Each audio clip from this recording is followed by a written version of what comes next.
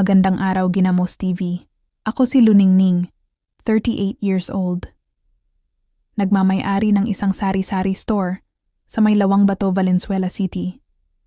May nakilala akong criminology student, si Ramil, 21 years old. Nangungupahan siya sa tapat ng aking tindahan kasama ang iba pang estudyante. Madalas kasi siyang bumibili sa aking tindahan, kaya di naglaon ay naging magkaibigan kami. Bago ang lahat, isa akong single, no boyfriend since birth.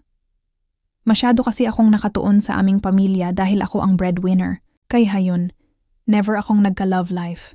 Ako ang panganay sa 3 magkakapatid. High school lang ang natapos ko dahil sinakrispisyo ko ang college para sa aking mga kapatid. Maaga kasing namatay si Itay, kaya bilang panganay ako, na ang naging katuwang ni Inay sa hanap buhay. Makalipas ang ilang taon, ay sumunod din siya kay Itay, kaya hayon mas lalong natengga ang aking buhay pag-ibig. Sa awa ng Diyos ay napagtapos ko ng pag-aaral ang aking mga kapatid. Nag-asawa na rin sila, kaya may sarili ng buhay at pamilya. Naiwan akong mag-isa sa aming bahay. Pero may tindera naman ako na si Baki Kang. Hindi na rin ako umaasa na magka-jowa dahil feeling ko ang tanda-tanda ko na. Hanggang sa nakilala ko nga si Ramil. Noong una pa lang ay nagka-crush agad ako sa kanya. Pero pinigilan ko dahil ang layo ng agwat namin sa edad. Iniiwasan ko din ang mga marites dahil ayokong tampulan ng chismis. Pero sadyang mapaglaro ang tadhana. Nagkamabutihan kami ni Ramil pero sikreto lang. Nakiusap din kasi ako sa kanya para iwas chismis. Gayunpaman, naging maayos naman ang aming relasyon until one day, sinabi niya na gusto niya ng bembangan. Naloka ako dahil hindi pa ako nakaranas. Pero may halong excited din. Super late na nga ako sa ganyang bagay kung tutuusin. Dahil nga sa mahal ko siya, ay isinuko ko na ang bataan. Hindi lang isang beses kundi marami. Hanggang sa na-feel ko na lang na parang nag-iba siya. May mga pagkakataon kasi na umiiwas siya sa akin. Ang sabi naman niya, ako din daw kasi ang may gusto na isikreto ang aming relasyon. So hayun na nga, hinayaan ko lang ang ganoong setup. Nagkakasama lang kami kapag gusto niya ng bumimbang.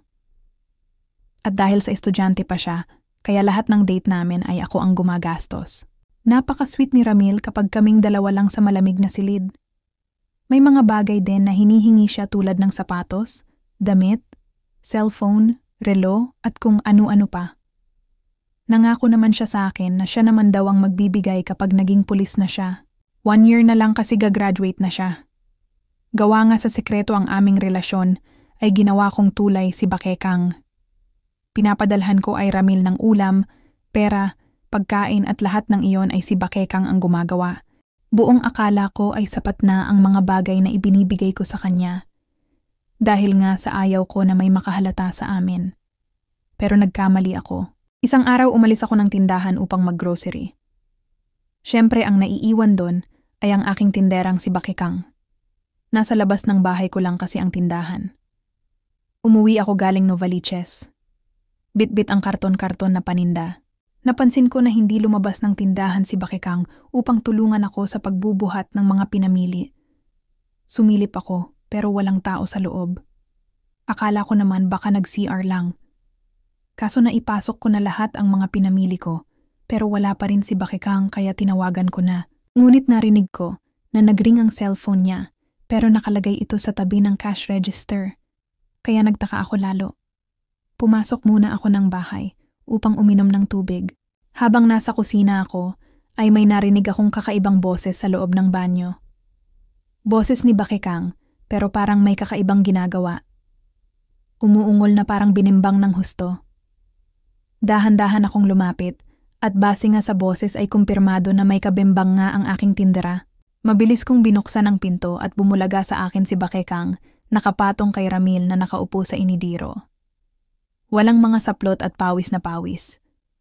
Nanlaki ang mga mata ko sa gulat. Dala sa aking galit ay hinatak ko si Baki Kang at kinaladkad palabas. Wala akong tigil sa pagmumura. Pati si Ramil ay pinagsasampal ko. Mabilis din silang nagsuot ng damit at kumaripas ng takbo. Hinabol ko pa sila dala ang walis tambo upang paluin. Pero hindi ko na naabutan. Nagsisigaw ako sa tindi ng galit hanggang sa nakita ko na lang ang sarili na nasa gitna na pala ako ng kalsada at pinagtitinginan ng lahat. Doon lang ako nahimasmasan nang makita ko ang mga kapitbahay na nagbubulungan at nakaturo pa sa akin.